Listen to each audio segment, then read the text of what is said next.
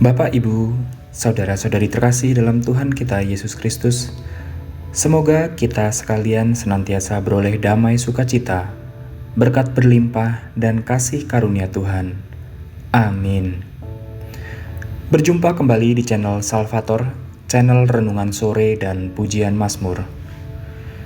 Pada hari ini Rabu 15 Maret 2023, Pekan Prapaskah ketiga, marilah bersama-sama merenungkan firman Tuhan dari Injil Matius bab 5 ayat 17 sampai 19.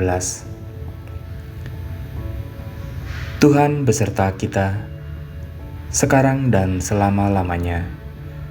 Inilah Injil suci menurut Matius. Dimuliakanlah Tuhan. Dalam khotbah di bukit, Yesus berkata pada murid-muridnya, "Janganlah kamu menyangka bahwa aku datang untuk meniadakan hukum Taurat atau kitab para nabi. Aku datang bukan untuk meniadakannya, melainkan untuk menggenapinya.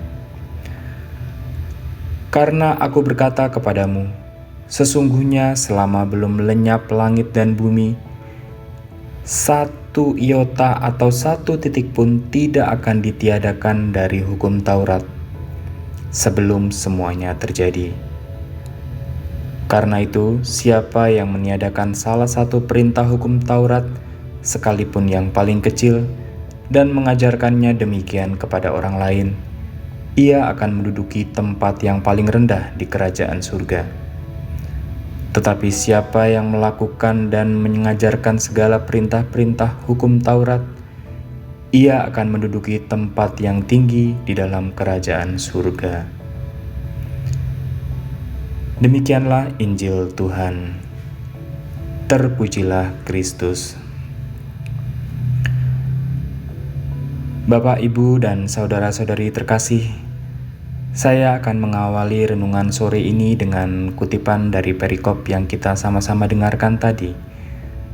Tetapi siapa yang melakukan dan mengajarkan segala perintah Taurat, ia akan menduduki tempat yang tinggi di dalam kerajaan surga.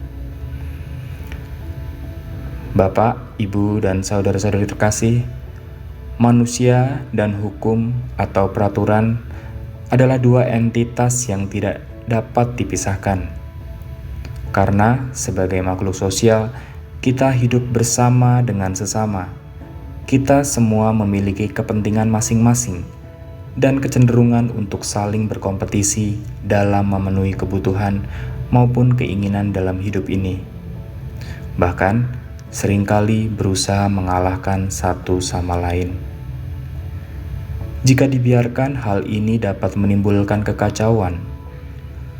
Hukum atau peraturan berfungsi untuk menciptakan keteraturan dengan mencegah atau mengatasi kekacauan yang berpotensi terjadi.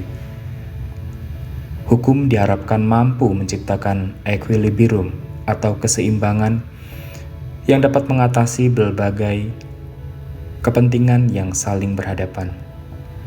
Dengan kata lain, hukum menjadi penjamin tatanan hidup kita dengan sesama.